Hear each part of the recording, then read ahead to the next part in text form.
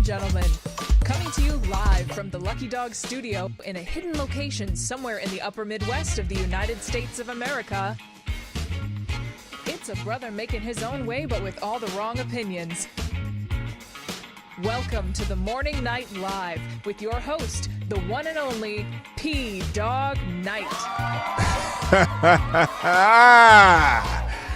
I am chuckling at that question. Here we go.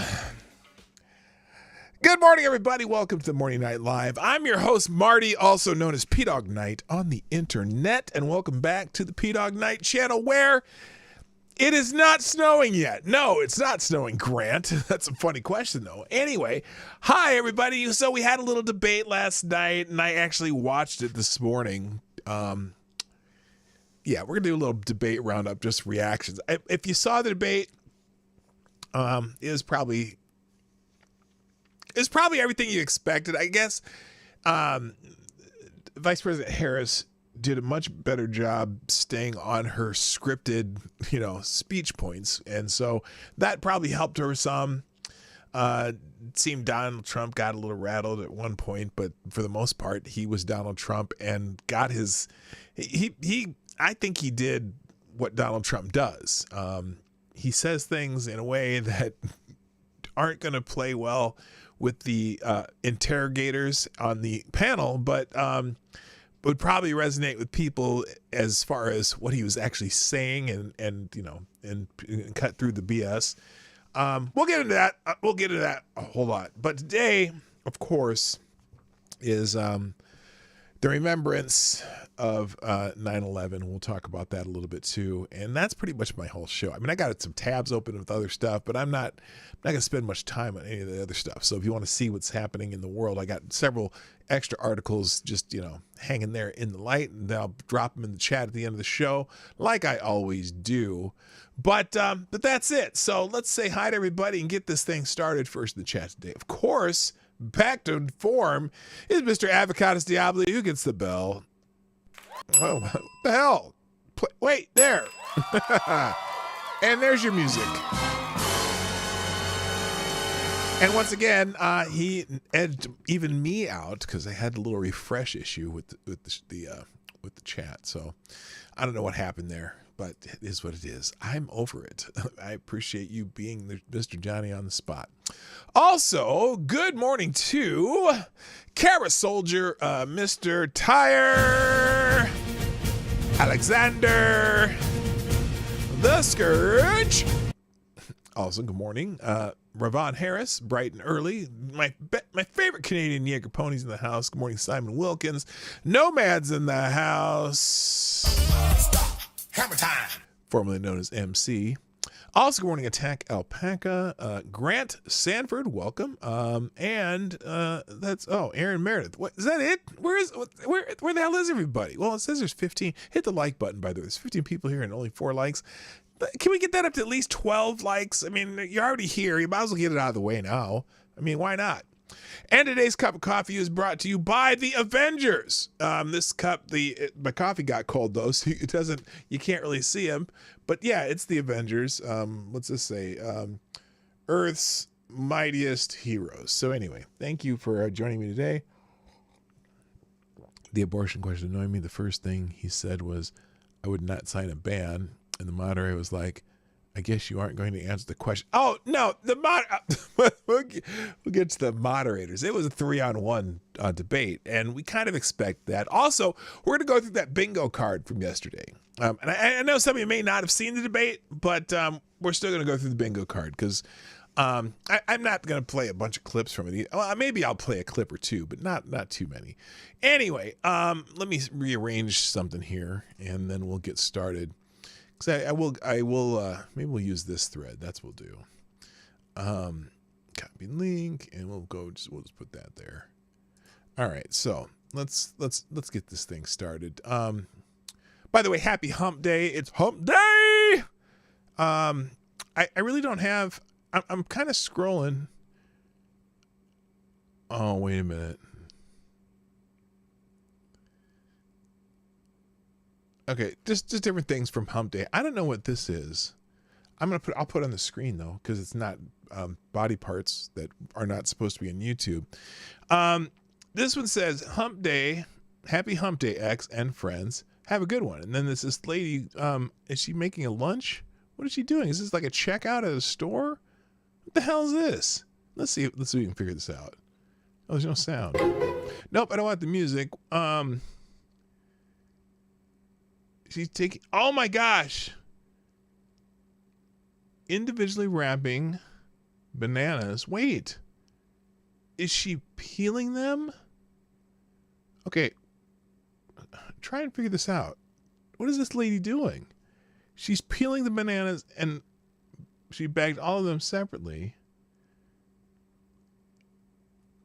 I wonder what she's doing. Is she trying to get a deal on it? Okay, I have no idea what that was. That was weird. Did anyone figure that out?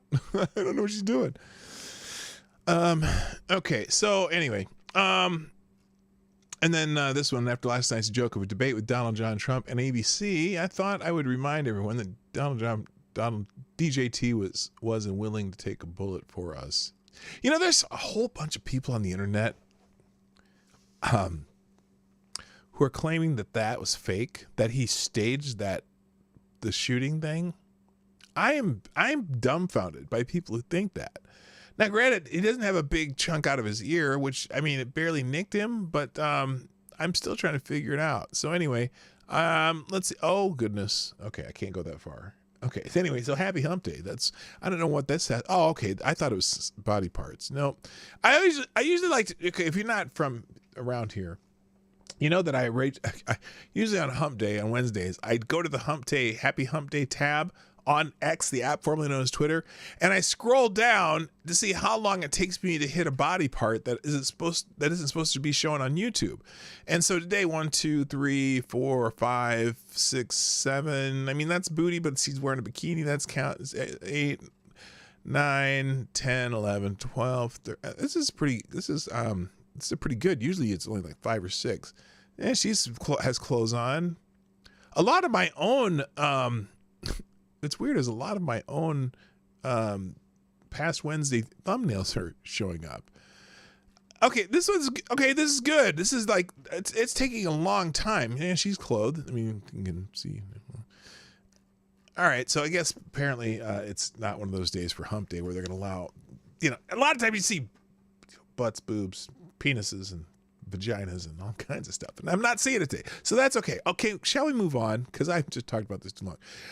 Also in the news or trending today, now you may or may not know this name, but he's kind of a legend in R&B circles. Frankie Beverly, the great Frankie Beverly of Frankie Beverly and Maze, has died. Let's see, from the family of Frankie Beverly, right here. Here, I'm sorry, I put this on the screen.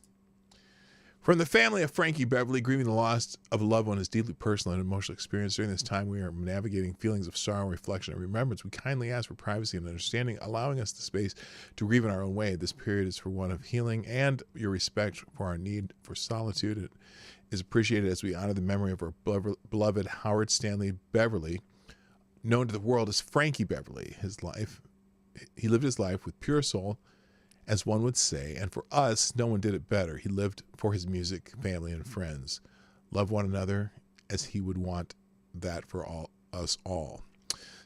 Frankie Beverly and Maze. If you know the name, I'll give you one song that I know you'll know the song, although you may not know the actual song. Joy and Pain. And probably you know the song more because of a rap song by Rob Bass. Joy and pain and sunshine and rain. That song. Okay, the original song was a song from Frankie Beverly. He is he's the originator of that song, and the original. And so that was one of his biggest hits. And so several of his hits are trending. Joy and Pain. I'm not going to play any of these because it's, YouTube. Joy and Pain, Golden Time of Day was another song of his. And you may not know it because it's really like Frankie Beverly is really from the strict R&B tracks. He never really made it big on the popular music track. Maze, I think, had one song that kind of made it into the Billboard 100, but he was always on the R&B charts. Just a prolific performer on the R&B charts. So, and then he also had a song, "We Are One," and so that's rest in peace, Frankie Beverly. You may or may not know who it is. Is it going to snow next week? No, it's not going to snow next week, Grant. Why do you keep talking about snow? I don't even have my pool closed yet. I'm working on it. But anyway. So the big thing that's trending today, obviously, is the remembrance of 9/11, because it is September 11th. And so many of the trending topics today are regarding 9/11. Never forget. So we're just going to go through some of the hashtags. I'm not going to get too deep into it. But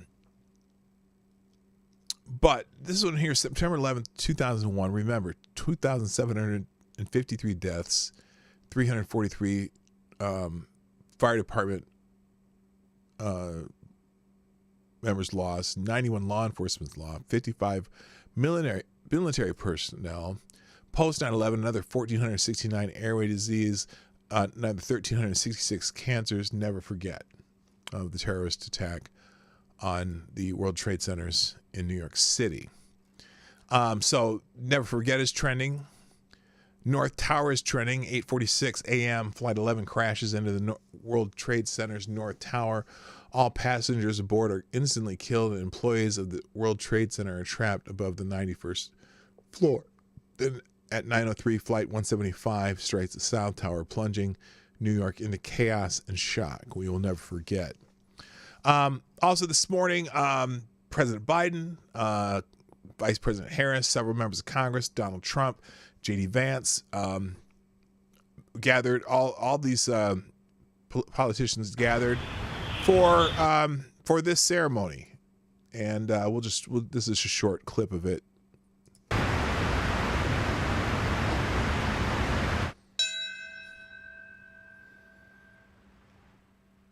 Now, wait a minute. Hold on. Did I just see what I think I saw? Do I have Twitter? Oh, yes, I do have Twitter. It'll show up. It's at PDogNight, just like this. Okay, for a second I thought Biden looked down at his watch. They rang the bell at 9:03 a.m. or Eastern time. What is he looking down at? Everyone else is looking at the flag ceremony. He looked down. I just thought maybe he looked at his watch again.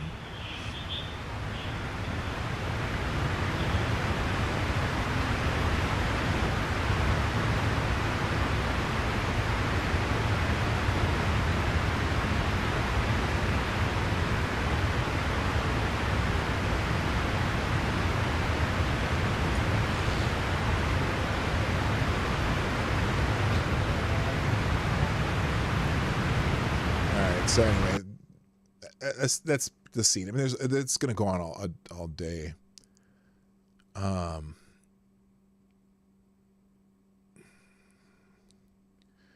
This guy writes, 23 years ago today, my personal hero died.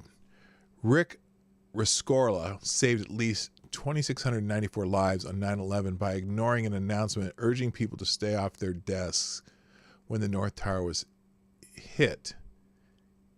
He instead immediately ordered all Morgan Stanley employees out. This is the thread. This is interesting. I haven't seen this one. Rick Rescorla was a hero long before 9/11, though. Rick was an Englishman by birth, but later moved to the U.S. and volunteered for Vietnam. His calming songs and bravery were legendary, and he ended up on the cover of We Were Soldiers Once and Young. Rick Rescorla was also eerily prescient. In 1990, he helped write a report that concluded the World Trade Center needed more security in its parking garage to prevent attacks. The Port Authority ignored it, and in 1993, terrorists detonated a truck bomb 30 feet from where the report predicted. Rescorla, after the 1993 World Trade Center bombings, became even more concerned about the safety of the buildings and thought the next attack could involve a plane crashing into one of the towers. He insisted on surprise evacuation drills that pissed off a lot of high-powered executives. Rich was not deterred and continued the drills. On the morning of 9/11, he and his team led almost 3,000 people to safety. Rick was seen as high as the 72nd floor, evacuating others. He died as he had lived, a hero. Please read this excellent article. It really fleshes Rick out. He was an incredible man and quite a character, so I'll put a link to that. Rescorla wasn't the only hero on that day, and I want to highlight the rest of the Morgan Stanley team that also selflessly stayed behind to save others that are rarely mentioned. Wesley Mercer, Vice President of Corporate Security for Morgan Stanley, 25-year Army veteran, dapper dresser, 1931 to 2001. Jorge Velasquez, security specialist for Morgan Stanley, family man, cooking big pots of food for the hungry every Saturday, 1954 to 2001. Godwin Ford, security guard for Morgan Stanley, previously worked at The Late Show with David Letterman and FX Network, 1962 to 2001. Rest in peace, heroes. May you forever live in our collective conscious. That has me a little weepy, man. That's quite a tribute. Gentleman who tried to help people get out of the building, saved many, many lives. Do you think Joe Biden has ever tried operating the White House TV with an ice cream sandwich? That's possible. Good morning, Green Badger Outdoors. Now, all kinds of things trending because of this. Obviously, September 11th. People sharing photos and memories. World Trade Center, which here's some footage of Trump and J.D. Vance at that same ceremony.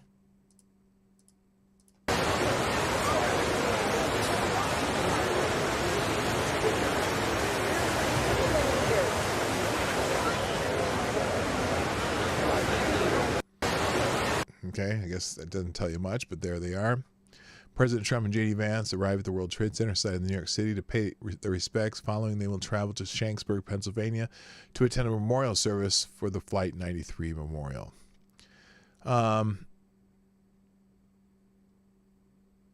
Here's something interesting. Medic Kevin McFadden rushed to the World Trade Center to help save lives on 9/11, only to be left in shock. This video keeps getting removed from social media. What is this about? Let's see what this is. He was one of the first responders. The Red Cross rep was like, he goes over and he says, well, you got to stay behind this line because they're thinking about bringing the building down. They didn't say what building. They just said bringing a building down. Oh, this is one of the conspiracy theory guys. We'll take their word for it. We'll stay behind the line. And he went over and he talked to one of the, through all the commotion, he goes over and he asked one of the Red Cross, or one of the firefighters, what was going on. I guess, I don't know if he got an answer or not. He came back over with his hand over the radio, and it sounded like a countdown. And at the last few seconds, he took his hand off, and you heard 3, 2, 1, and he was just saying, just run for your life, just run for your life. And then it was like another 2, 3 seconds, you heard explosions. Like, boom! It's like a distinct sound. It's not like when compression, like boom, boom, boom, boom, boom, like floors that were dropping and collapsing. This was boom. Now I don't know what building he's talking about. On the ground, like almost like you wanted to grab onto something. I wonder if they're talking about Tower 7. Anyway, that's among the I don't know. I have no opinion on that type of theory at all, other than it was a shitty day for America. Remembering 9/11 is also trending. Several tributes. Ground Zero is trending. United We Stand is trending. And again, remembering George Bush after the aftermath, talking to people through a megaphone. Gee, I wonder why it gets removed. I hear you, right? It's,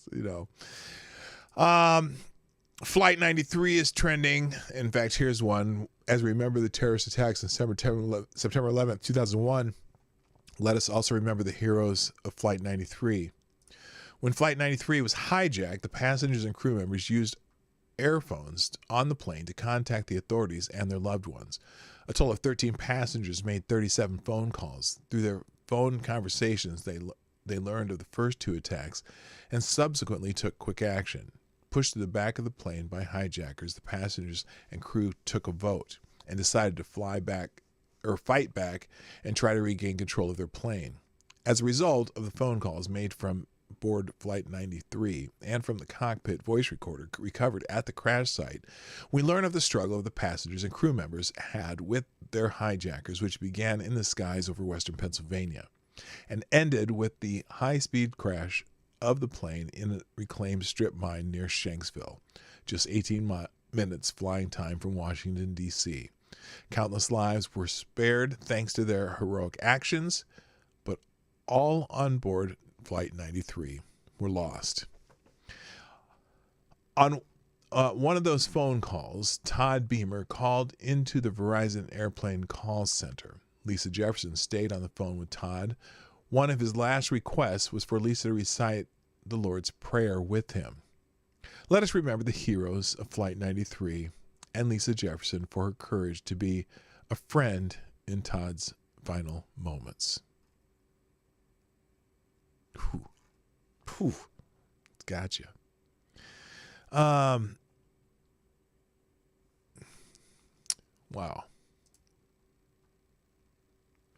Also trending, Shanksville, where Flight 93 landed near, and where J.D. Vance and President Trump are going to go later today.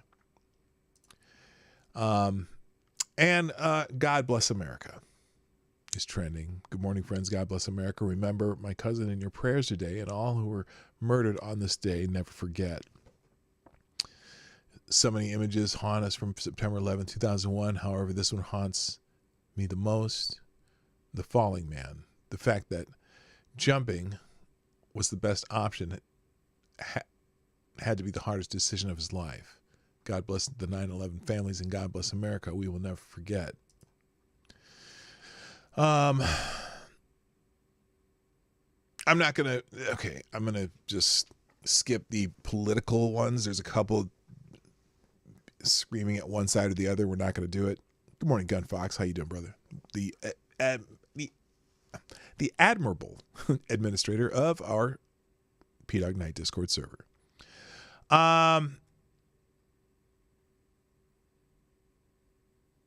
Okay, I'll skip some of these. Some of these are just political. I'm not going to do them right for this. We'll come back to that. All right. So anyway, if you have an opportunity, and if it's what you do, if you don't, whatever, take time today just to remember and remind yourself what you thought that day. Remind yourself that we lost a lot of Americans that day, and that there were a lot of heroes that day too. And I guess the biggest thing is never forget. Never forget. And I know some people, it's funny because that's 23 years ago. That was, was it 23? Yeah, 23 years ago. I mean, I remember dropping my kids off at preschool, and I get on the radio, and I'm like, I thought I was hearing a like a War of the Worlds drama coming over the radio, because I had the radio on for some reason, which I usually don't do either. I usually didn't have the radio on, and for some reason that day the radio was on in my car, and I thought I was hearing a drama. And then when I got to my office, everyone's around there's a big screen TV in the conference room. We're all watching on the big screen TV and going, what's going on? We're like, oh my God. And I got there just in time to see the second plane hit the building. We're like watching it, and I'm like, am I the only one who saw that another plane hit the other building? And I was like, oh God, this is crazy. So what a crazy day that was. All right, let's move on. Because I don't want to spend the whole time on this, but again, never forget. Other things trending, core CPI today.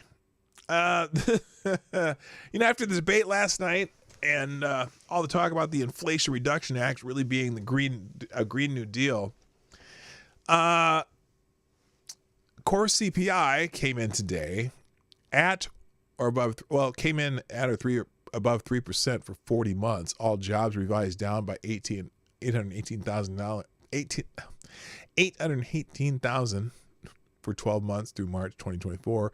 452 big bankruptcies in 2024, second most in 14 years. This is someone talking about the U.S. economy. 2.1 trillion excess savings gone in 3 years. 35,000.2 trillion in debt. That's the economy. So anyway, core CPI came in still at 3.2% year over year, which is an enormous burden on most American households for whom the cost of living just keeps increasing. And in fact, the rise was 0.3% in August. Now that's maybe doesn't sound like a lot, but that's month to month, and 0.1% above expectations. A 3.7% annualized rate that set a record 51st consecutive monthly increase proves that the Fed never raised rates high enough to effectively rid the economy of high inflation. Yet the Fed is poised to cut rates anyway. Why? Because it's an election year and you want to say, oh, well, we cut interest rates. Hello, Jackie Frinstein. You were 8 years old when the planes hit the towers. Wow. Yeah, I was coming up on my 40th birthday. I think I was 37. My kids were in preschool. So yeah, core CPI came in much hotter than expected. It's not going down so easily. And that's not good. That's not good. On top of the more than 20% it has been during the entire Biden administration. Apparently the Inflation Reduction Act was bullshit. Okay.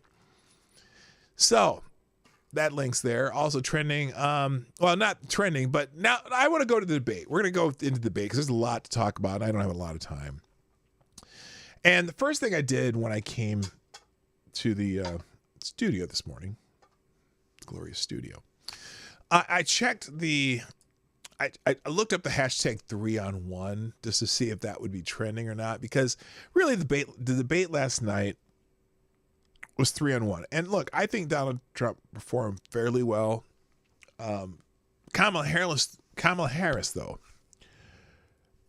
performed completely above expectations because she had all her lines memorized. It was obvious that she wasn't going to get into word saladville, and she didn't get flustered. Which, is it a win for her or not? The substance was light. It was very light. But what you had last night, well, wait, I know what I'm going to do. I'm going to let Megyn Kelly explain, if you haven't seen this, I'm going to let Megyn Kelly explain to you how the debate went. Now, this is 4 minutes something long, but it's worth the watch. So we're going to listen to Megyn Kelly. And I know for Avocados Diabli, you have no problem with this, right? Yeah, I'm sure you're just fine. I'm sure you're fine with watching 4 minutes of Megyn Kelly rant, because I know who you are. I know all about you, dude. So here we go. Here's the Megyn Kelly rant regarding the debate last night, the 3-on-1. Here we go. I'm disgusted. That's a good start. I'm disgusted. I'm ashamed of those moderators at ABC News. It was pretty bad. They did exactly what their bosses wanted them to do.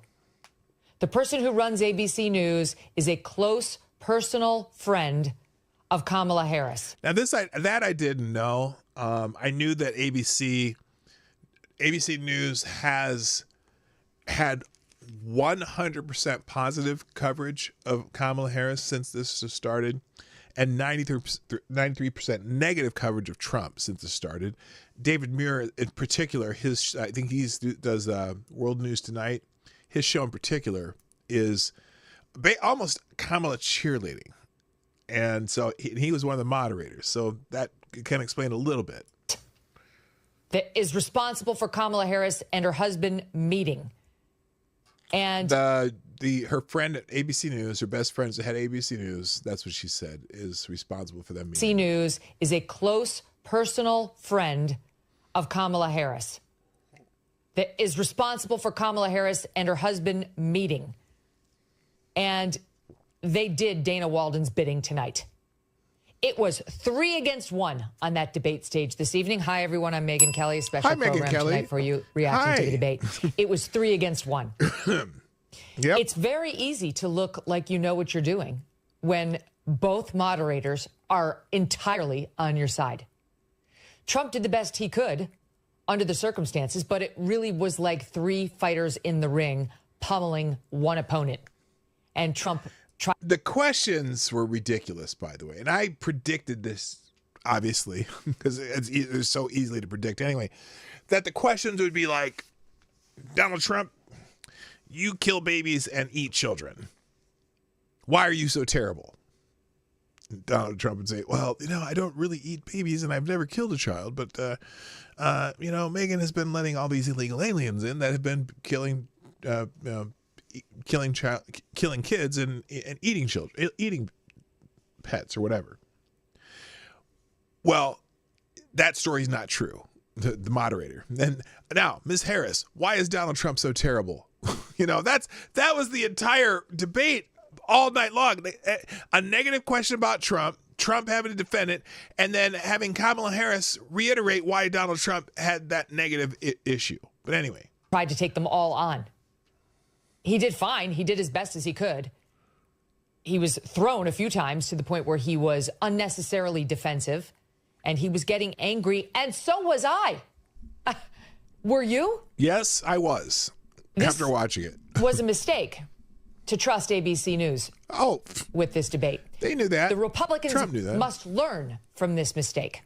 The same way the Democrats never agree to do anything with moderators they don't entirely trust.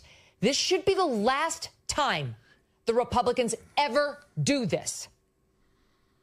Because those 2 moderators tried to sink Donald Trump tonight. The numerous fact checks on what he said and none on what she said. True. None. I don't remember a single fact check of anything she said, and she lied repeatedly. The worst was they were talking about, they got to talking about Charlottesville. And the Very Fine People hoax, which I did not believe would happen yesterday. Oh my God. Not only did she say the Very Fine People part, and she said something about, what did she say? She said, she called the Proud Boys a militia, which they're not a militia. They're not even close to a militia, but, I don't know. She said 3 things in a row. They were all just flat out lies, flat out bullshit, and no fact checks. And in fact, this one that in particular was the Very Fine People one, which we know even Snopes has debunked. And in fact, I believe there's even an article on ABC News that debunked the Very Fine People bullshit. But they didn't say anything. Anyway. She just got away with it. In the moderator's eyes, that was Donald Trump's job to fact check her. That's correct. Hello, Tyler F. Except you didn't employ that same tactic when it came to Trump. And you accused him of lying even when it was your opinion that he lied. When Trump tried to say that his comment that he lost 2020 by a whisker was him being sarcastic, David Muir actually injected saying, I didn't hear sarcasm. Who gives a shit what you heard? Who died and left you, political analyst in chief? Megyn's fired You're up! supposed to be the objective Megyn's news fired anchor up! of World News Tonight. That's a comment you make to your significant other, David. Not on the debate. It didn't sound like that to me. Shut up. Nobody gives a shit. That is inappropriate. It's not for you to make that call. Leave it up to Kamala Harris. Leave it up to people like me who will play the soundbite and let the audience decide. But you were out of line, and they did it to him over and over and over again. And the worst piece of all of this. Let's see, which one is it? Is the obvious tactic by ABC News, which was as follows. Oh. Mr. Trump, you said something incredibly controversial and terrible. Let me remind you of what it was. Do you have any regrets or thoughts on how terrible you were? Trump answers. That's exactly it. Vice President Harris, how bad is Trump? And then she'd answer. It happened over and over again. Over and over. That was the format. Mr. Trump, you're a piece of shit. Kamala Harris, isn't he a shit? Thank you. It was incredible. And then anything Trump said, fact check, fact check, fact check. And their fact checks were full of shit. I'm swearing even more than normal right now because I'm mad. I'm angry. I'm angry at them, at ABC, at my industry that I want nothing to do with. And I'm mad and be able to say how I truly feel. And yes, even with some colorful words, because that's what the situation calls for. They're trying to steal this election. They're openly working to sink him. I think it was so bad, their bias against him and toward her, that it's going to backfire. I actually think I'm curious if that is true. See if through people this, will see this. and there's probably going to be some empathy for Trump. All right, there you go. Way to go, Megyn Kelly. You did a good job. You did your thing. Green Badger Outdoor says, last I checked, being in a militia is protected by the Constitution. Oh, I'm not saying that it's bad to be in a militia. I'm just saying that's a complete mislabeling of that's a complete mislabeling of the Proud Boys. They're not a militia of any sorts. But anyway, and here it is. Frank, my phone and X mentions were being flooded by Trump supporters complaining about the debate. I think they know he's losing. Interesting. That's Frank Luntz, to which Megyn Kelly replied, what we know, Frank, is that this was an ambush. It must be nice to have moderators running cover for you as a candidate. It makes it so much easier. Yeah, it is. It was one of those things. I'm disgusted. Oh, stop. I already got it. I got you, Megyn. So anyway, let's go into a couple articles. Oh, this is news. I forgot this. There was two Delta airplanes that collided on a runway in Hartsfield Jackson Atlanta Airport, an international airport in Georgia, resulting in the smaller plane's tail being clipped off, the airline said. Delta released a statement that claimed there were no reported injuries at this time and customers are being transported back to the terminal and will be provided alternative flights for their trouble. Oh, no shit! They're going to give them alternative flights? You mean they're not going to make them fly on the plane that the tail got knocked off? Thank goodness, because that would be a very rough ride.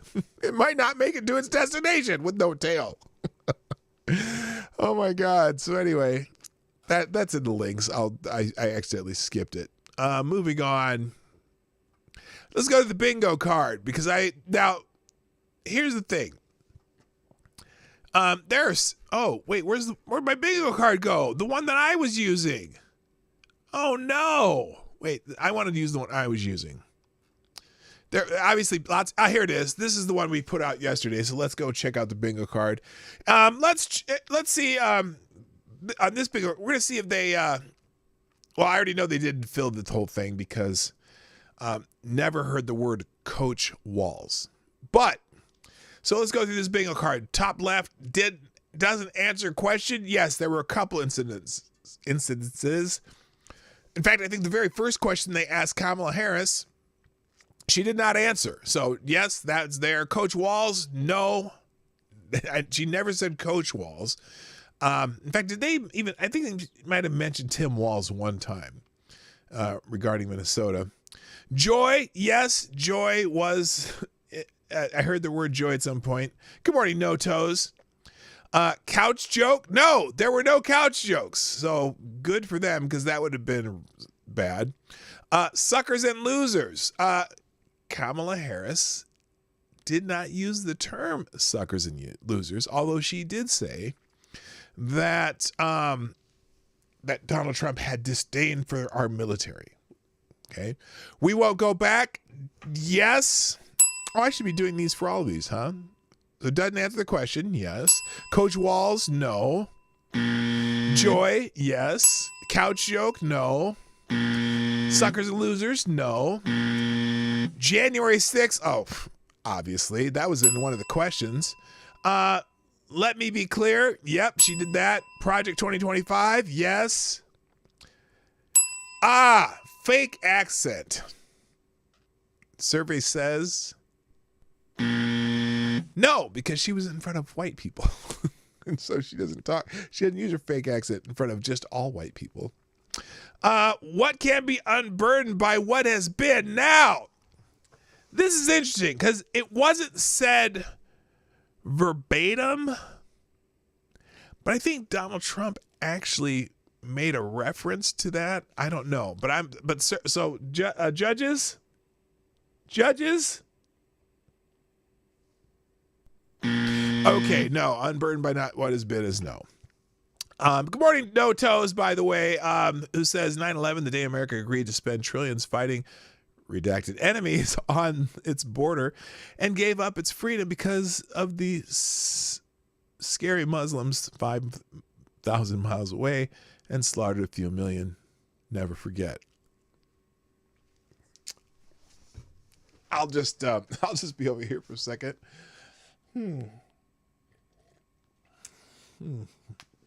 Okay. Word salad. Oh, it was limited, but judges, yes, there was word salad. Very fine people hoax. I said that this would not happen, but it did. Opportunity economy. She said it about 7 times because that was her word of the day. That was like if you were watching Pee Wee Herman, the secret word, it was opportunity economy. The secret word, opportunity economy. Ah! Wait, that didn't work. Ah! She said it about 4 or 5 times. Convicted felon. Yep. Significant. I don't remember. Did she? Oh, you know what? Indirectly counts, but he didn't say the words. Significant. Did she? I think she did significant. Yes. Cackles. You know what? She didn't. Did she do her goofy laugh last night? I don't recall. I think she was trying to control that. You know, that's why, by the way, you absolutely know that's why when they started campaigning, they wanted to make joy kind of the theme of the campaign because they know she did cackle once. Oh, okay. There we go. They wanted to make that the theme of the campaign because they know that she laughs inappropriately. And so if they can couch that on her being joyful, it takes some of the sting out of that goofy, that laugh, that inappropriate laughing, or the laughing when she's too nervous to answer a question. So that's why they did it. Good morning, Woo. What's up? Now What Studios in the house. Nice to see you. And Reaction Puerto Rico. Copies Trump policy. You know what's funny? And I think Trump missed an opportunity when she mentioned $35 insulin, because we know that was a Trump policy before, and then Biden suspended it when the first day in office, and then they came back with the same exact policy, pretending that they thought it up. So yes, copies Trump policy, that's for sure. Oh, and also the child tax credit. Russian misinformation. Did they mention Russian misinformation at all? I know they talked about Putin and they talked about the war in Ukraine. But I don't recall the actual words Russian misinformation. So I'm going to hold judgment on that. Survey? Judges? No, they never said it. Weird. Donald Trump said weird. So there we go. Weapons of war. No, they didn't Now, they did. Now, here's something that happened during the debate that was wild. So, Donald Trump was saying that, Kamala Harris wants to take your guns away. And at some point, Kamala Harris goes, Tim Walz is a gun owner. I am a gun owner. And I was like, what? Kamala Harris is a gun owner? And the question immediately came to mind, what kind of rig do you think Kamala Harris carries? So here we go. We're going to put this in the survey. I don't know if you can answer the survey with your own answer. Well, tell me in the chat, what kind of a gun, because she says she owns guns. She's a gun owner. What kind of a gun do you think that Kamala Harris owns? I'm dumbfounded. I'm curious. Let's see. My values haven't changed. Yeah, that came up. Abortion, obviously, that was coming up immediately. Talks with hands like a crazy person. No, I think nothing that nothing that was obvious. I don't think there was the talk with the crazy person was not obvious. So let's see where we had a bingo. Not in this row, because that's no Coach Walls. Not in this row, because no fake accent. What can be unburdened? No, because that's missing. So none of the up and down rows. Convicted felon, significant cackles, copies Trump policy, Russian misinformation. They didn't use Russian misinformation. So weird, weapons of war. No, nothing vertical. How about horizontal? Doesn't answer the question. We'll go back. Unburdened. Nope. Coach Walls. Nope. Joy. Let me be clear. Cackles. My values haven't changed. Okay, we'll give it. We're going to give the cackles one time. We'll get a bingo on this row. No, and that's none of these rows here. So only one bingo on this bingo card. Now there are several other bingo cards if you want to go through them. I've just got a whole there's a whole thread of bingo cards in the links today. So moving on, and other things trending because of the debate. ABC News. Clay Travis, ABC News is finished. I've never seen anything like this. Just allowing Kamala to lie with impunity and debating against Trump. It's 3-on-1, so another 3-on-1. Tim Young, ABC News moderators, are cross-examining Trump and not Kamala. This is trash. Buck Sexton, these moderators are trash. Total partisans. CNN back in June deserved the credit they got for running a fair debate, but ABC News is Democrat operative garbage tonight. By the way, they were, Donald Trump keeps talking about the so-called the post-birth abortions or whatever that that they will. This is one of the things that didn't get fact-checked either, because when he says that they'll allow abortions up to the 9th month and even after the baby is born, I don't think they're talking about after a baby's born, like through a normal term, right? But there's this clip of, what's this guy? Is this Youngkin? Governor Youngkin of Virginia, when they were talking on the radio show about this particular thing. Here's exactly what Governor Youngkin said. Boy, if a mother is in labor, I can tell you exactly what would happen. This is talking about, because they're talking about abortions up to the 9th month, and they decide to do it while the mother's in labor. The infant would be delivered. The infant would be kept comfortable. The infant would be resuscitated if that's what the mother and the family desired, and then a discussion would ensue between the physicians and the mother. So I think this was about what? About ending the child? Now, also this morning, on that note, I have to remind you of what's going on. What happened in a minute. What's going on in Minnesota about this? Let me go to my profile here, because I wrote this morning. Here it is. In Minnesota, it is legal in our state, and I'm assuming that it's the same in other states. In fact, I know it is, to allow a child born alive during the abortion process to die regardless of viability. So if you have I don't if you call it a botched abortion, whatever. If you're performing an abortion and the baby comes out alive, in Minnesota, you are allowed to let that child die, regardless of viability, whether you could resuscitate or whatever or not. That is the law. And the state used to track data on these extremely rare occurrences.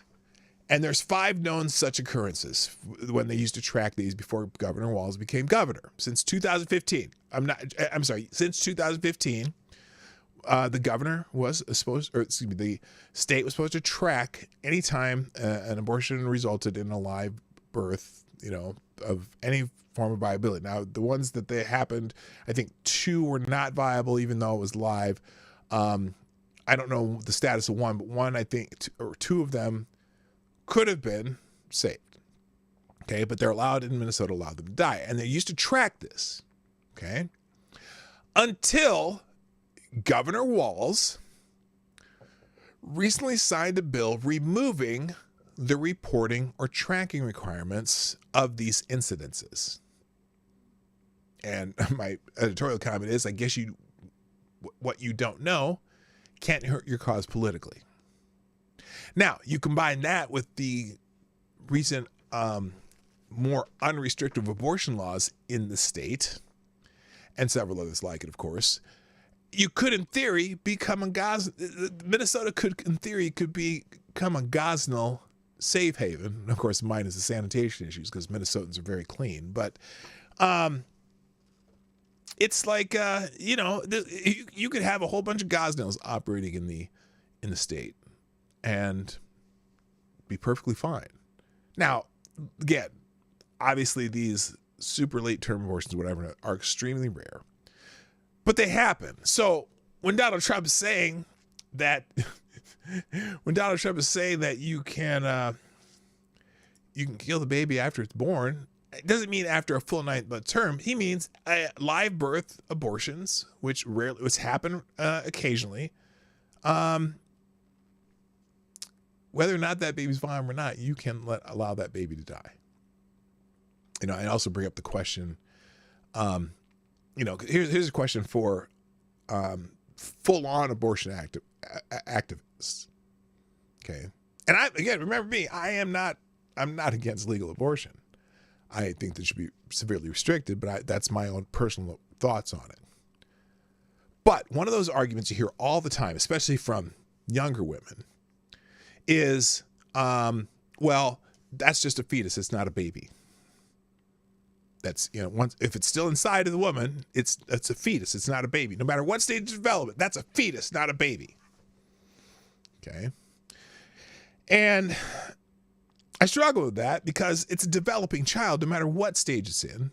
And that's the reason I have conflicting thoughts about abortion in general, even though I think it should be a legal process, but I think there should be restriction on it. Again, I know some people don't agree with me on that, but that's my thoughts. But it begs the question that you'd have to ask these women who say it's a fetus until it's born. Okay? Until it's out of the womb, it is a fetus. It's not a baby. It doesn't become a baby until it's out of the woman's body. Okay, here's the question. Is a developing child that is born alive during the abortion process, is the developing child born alive during the abortion process a baby or a fetus? So a woman has an abortion and the baby is born alive and it's viable. Is that a baby or a fetus? I'm curious what their answer would be. So anyway, good morning, Select Boy. Yeah, boy. All right, let's see. Let's get back to the debate here. Things about the debate. Oh, boycott ABC is trending too. I think that's silly. ABC's the networks are dying as it is, but boycott ABC, block it on your devices and your TV. Fight back, Americans. The media should not be deciding our elections. Boycott ABC is trending because I've never seen a more biased performance by debate moderators for a Democratic candidate in my life. ABC Network can no longer be a credible source of information. They proved to the world they support propaganda and lies. Boycott ABC. So, I didn't know David Muir was running for president, but this is your debate.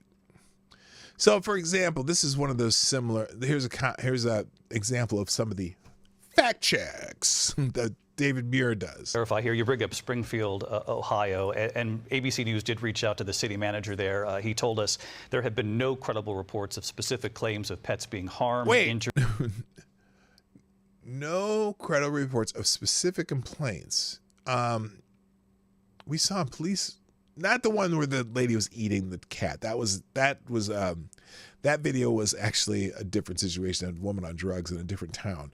But I have seen a police call. Two people, the police were called because people lost their cat, and across the street the cat was strung up in a tree, like being bled out. And the cops come over and they're going, what are you doing with this? Okay. So, and then there's also plenty of video of people with ducks and geese that they stole from the pond and decided to clean them up and cook them. So I don't know. But anyway, here we go. Injured or abused by individuals. Oh my God. I am so honored right now. We do have our first sponsor of the day. And it's none other than our State Attorney General, Keith Ellison. Good morning, Keith Ellison. How you doing? Welcome to the chat. Dropping a small bullet in the tip jar, aka a 223. And Keith Ellison, you are the new Streamlab Superstar sponsor of the day. Keith Ellison says, if that fetus wanted to be born, it shouldn't be so easy to wet dry vac it out of there.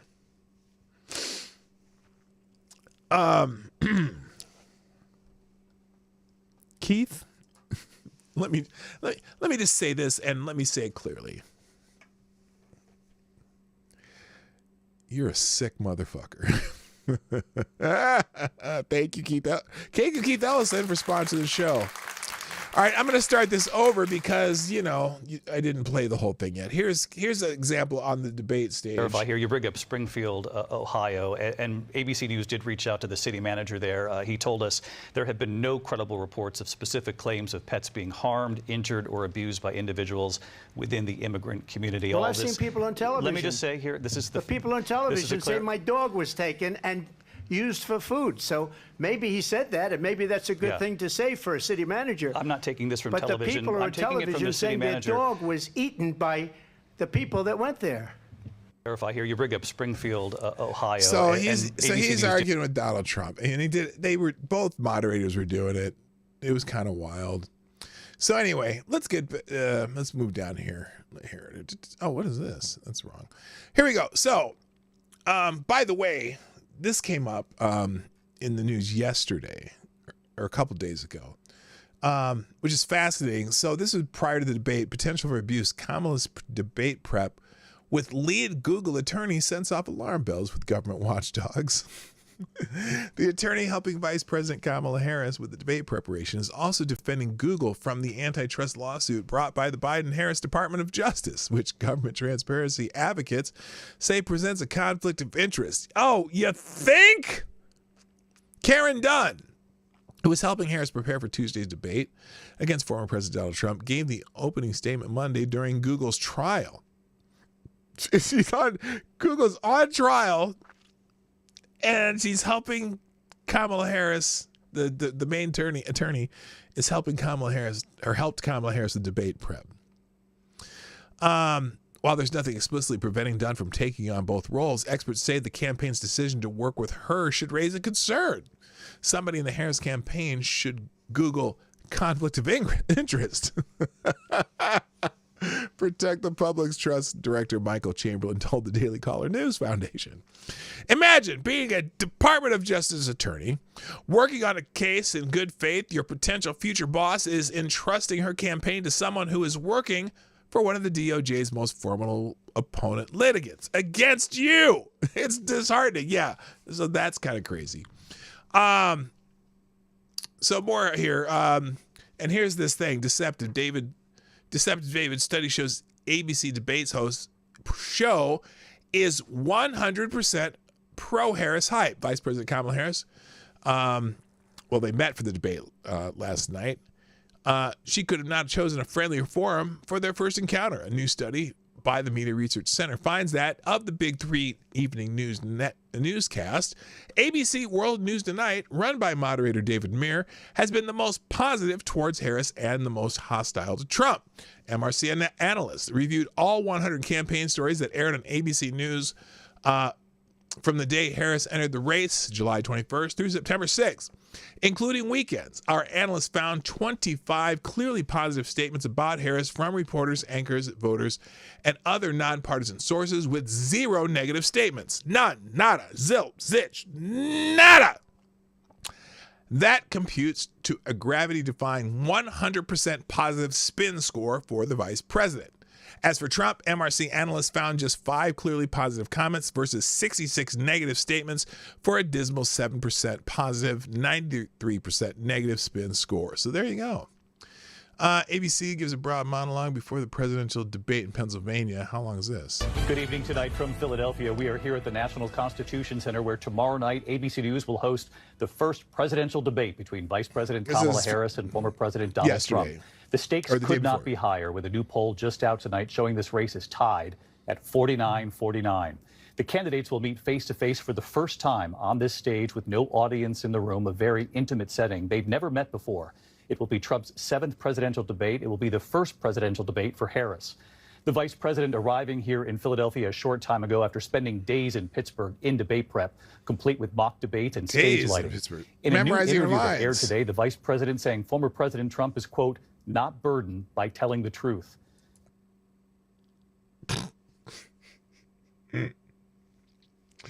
She lied her ass off the entire debate, but Donald Trump is not burdened by telling the truth, as opposed to not being burdened by what has been. Interesting. But notice, though, notice he gives Kamala Harris's opinion. Let's see if he gives a Trump opinion in the same breath. The former president holding a rally in Wisconsin over the weekend, then meeting with his team informally, he says, at Mar-a-Lago. But our team learning tonight he is preparing for this debate. Tonight, here are the new numbers where this race... Interesting. Notice the absence of any opinion from Donald Trump about the Harris campaign. I mean, that's it seems subtle, but it's so fucking biased. It's amazing. Stands in the battlegrounds too. Okay, so anyway, that's interesting. So other articles, front page, Trump debates ABC News. This is from front page by Daniel Greenfield. Well, it's supposed to be a presidential debate between former President Trump and Vice President Kamala Harris, hosted by ABC News, instead became a debate between the former president, his current challenger, and ABC's 2 moderators, David Muir and Lindsay Davis. Even as Kamala Harris lied about her positions on fracking, gun control, and Israel, Muir and Davis repeatedly jumped in to argue with Trump under the guise of fact-checking. Fact check. Hello, Rick Ashwinger, by the way. Oh, an assassin of the Grays in the house. What's up, my man? Nice to see you. What up, Gray? Did I say? And the selected boy, I already said. Okay. The 3-on-1 debate format may very well mark the end of mainstream media presidential debates. It also represented a new low in not just media bias, but election interference. The media marks each year by giving the public new reasons to distrust it. And ABC News, Muir and Davis were clearly so insecure about the performance of their candidate that they repeatedly felt called on to argue with Trump instead of letting Kamala rebut him. ABC News, Muir and Davis also had no trust in the voters to decide for themselves. And so what was supposed to be a debate between 2 candidates instead became a debate between the establishment and an insurgent. Paradoxically, this cut against efforts by the Kamala campaign to brand her an underdog and an insurgent candidate swimming upstream. Oh, no, they were, brought life jackets and a little paddle boat for her side and everything. Her persistent line throughout the evening was to turn the page as if she were something new. It is important that we move forward, that we turn the page on the same old tired rhetoric, she insisted, and then let's not go back. Well, we're not going back. It's time to turn the page. That's another one. Kamala urged, let's turn the page on this. Let's not go back. Let's chart a course for the future and not go backwards to the past. Yeah, she said it over and over again. But what was Kamala turning the page from? The only thing that Kamala brought to the debate that Biden could not was a different style. The incessant smirks, head tilts, the up talk were the new coat of paint on the same old policies. The artificial focus group tested to turn the page. Line was attempted to make an incumbent seem like an insurgent, and the establishment seemed like a fresh voice of change. It's important to remind the former president, you're not running against Joe Biden. You're running against me, Kamala barked during the debate. But what's the difference between Kamala and Biden? In fact, by the way, her entire policy page is basically cut and paste from the old Biden policy page. It's kind of funny if you look at it. Real quick, thank you, Aztec Tire, dropping a tray in the tip jar. And you are the new Streamlabs Superstar sponsor of the day.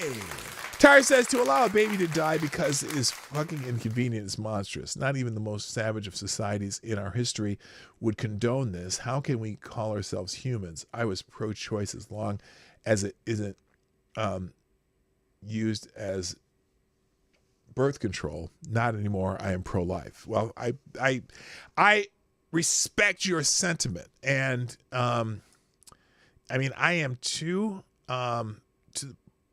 I think though the legalities, I guess. I mean, I think it should be legal from a legal standpoint, but I think it should be severely restricted. But I got you. That's good. So anyway, this goes on and on about how it's a 3-on-2, and pretty much all of these articles say it's 3-on-1. Trump rattled as well-prepared Harris gets help from ABC debate moderators. 3-on-1. This is New York Post.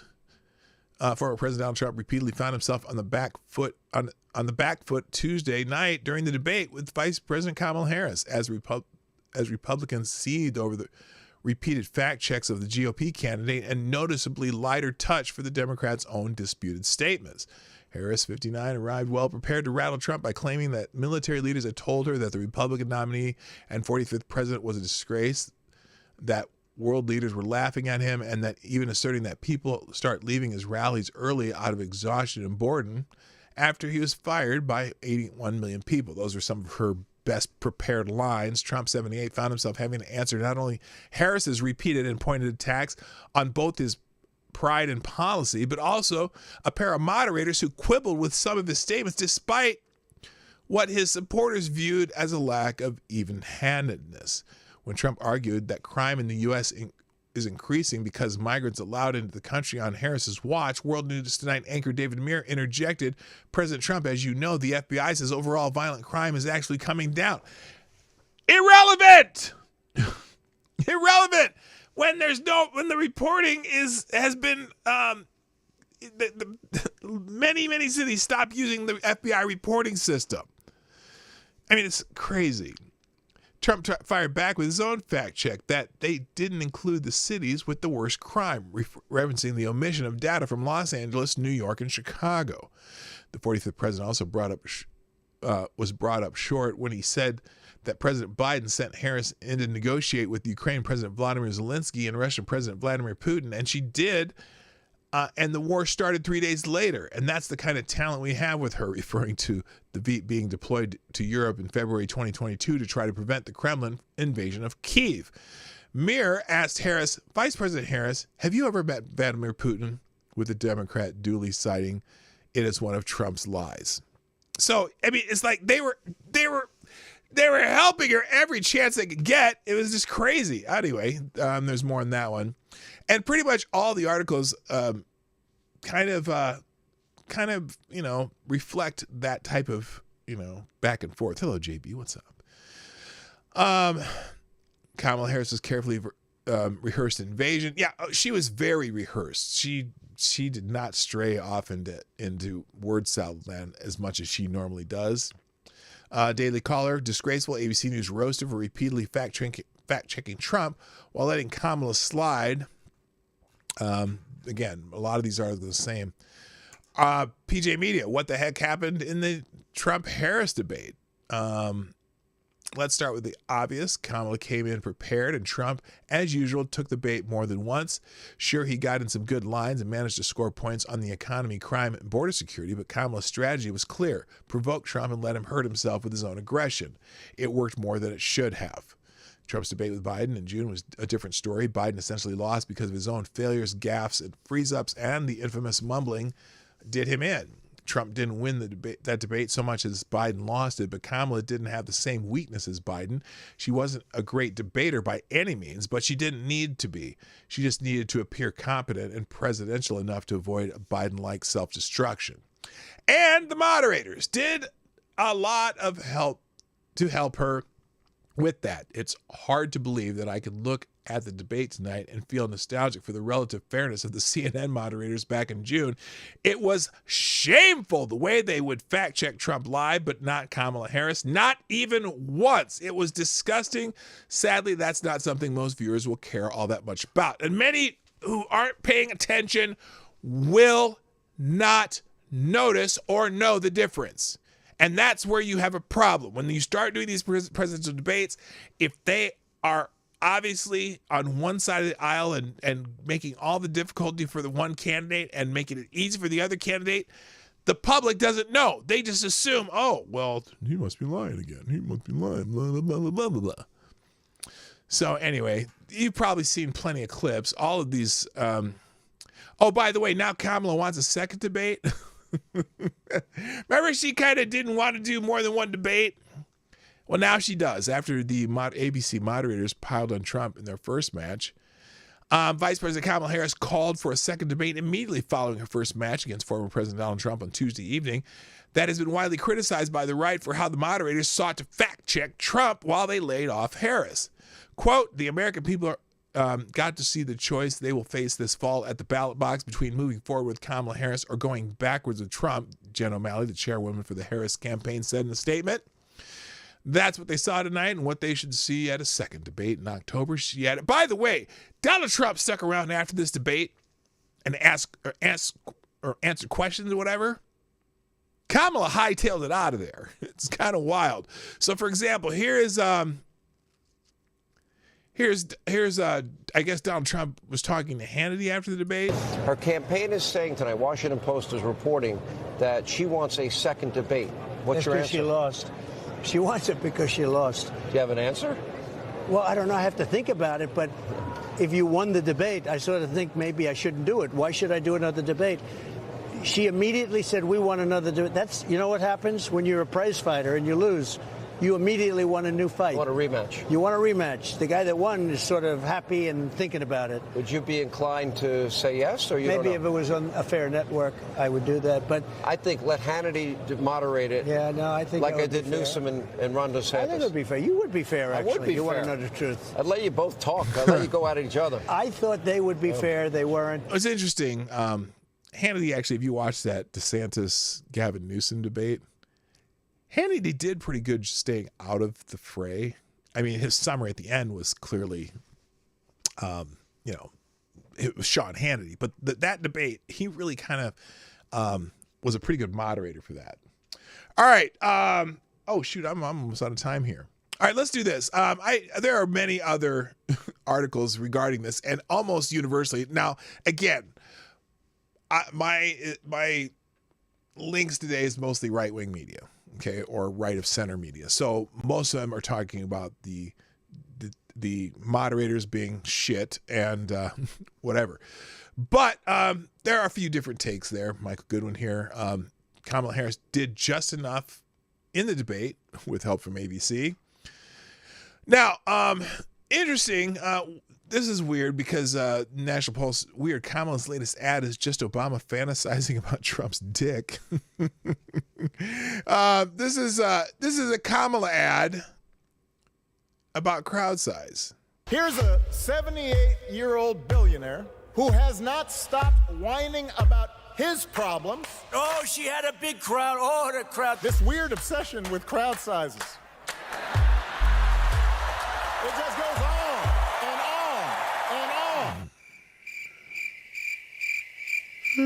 on. Now, it's fascinating that they've used For a this. new chapter. We are ready for a President Kamala Harris. I'm Kamala Harris, and I approve this message. Kind of weird that they would use that clip in an ad. Really? You want to make a dick joke in your campaign ad? That's they talk about weird. It's pretty weird. Breitbart.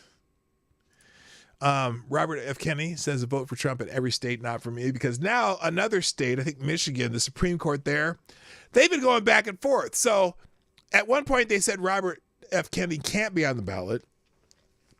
And so now Robert F. Kennedy asked to be taken off the ballot. Now the Michigan Supreme Court is requiring Michigan to put Robert F. Kennedy back on the ballot, or at least allowing whatever name, Jocelyn, whatever her name is, to put him back on the ballot. It's just weird. So anyway, Kennedy is out there reminding people, do not vote for me, vote for Trump. Interesting. Daily Caller, change agent Kamala Harris apparently copy and paste her platform page from Joe Biden. This is what I was talking about earlier. Her campaign website apparently used code from President Joe Biden's policy page to create its long-awaited issues tab, a social media user pointed out on Sunday. More than a month into her run for the White House, Harris's campaign unveiled a policy platform on its website. On Twitter, Corinne Green noticed that the page appeared to use metadata that caused language encouraging Americans to vote for Biden to pop up when they tried to share or look up the issues page. So when they hover over certain things, it says Joe Biden. So they cut and pasted it. The rest of Harris's campaign website appears to have its own metadata except for the issues tab. Green posted on Twitter. Green later wrote that once she had pointed out the problems on social media, the Harris campaign issues tab appeared to no longer use metadata from Biden's policy page. So there you go. That's, you think you're just going to, what does she say? Keep saying a fresh new look or some whatever bullshit she's saying. It's the same old shit. Let's see. And again, Kamala's new way forward. That's what it is. New way forward. Her policy page is just Biden retreads and stuff she stole from Trump, which we already know that. Now, this is interesting, and I'm going to finish with this. There's a few more articles, but this is interesting. Apparently, is this a sign Pelosi doesn't think Harris can win? It seemed to be a point of pride for Nancy Pelosi that hers was one of the voices that knocked President Joe Biden, president-ish, they say, Joe Biden out of his re-election campaign. I just wanted to win this election, she told David Remnick during the Democratic National Convention in August about Democrats who didn't approve of her scheming. So if they're upset, I'm sorry for them, but the country is very happy. In the days after the 81-year-old Biden's career-ending presidential debate performance, you remember the one when he did everything a coma victim would but drool on himself. Pelosi went public with her concerns. I think it's a legitimate question to say it in this episode, or is it a condition? She said on MSNBC about Biden's so-called bad night. Pelosi's leak campaign was a veritable deluge designed to drown the deluge, if you'd prefer, drown a sitting president. Nancy made it clear that they could do it the easy way or the hard way, an unnamed Democrat told Politico in July. She gave them 3 weeks of the easy way, and it was about to be the hard way. White House Democrat also allowed to speak anonymously so they could say the really juicy stuff that Pelosi wanted to be made known, told Politico after Biden dropped out. He got the message. It was from Chuck, Hakeem, and Pelosi. Now, Slate's Jill Filipovic practically beamed reporting the news in July. The truth is, California Representative Nancy Pelosi likes to win, and more than nearly any other Democrat in my lifetime, she knows how to. If Democrats do pull off a victory in November, it will be large part because of her unsparing refusal to give in to what felt like an inevitable defeat. So, could President Harris be her greatest coup? The Filipic headline asked, to which I say, phrasing, coup is just a bit too on point, don't you think?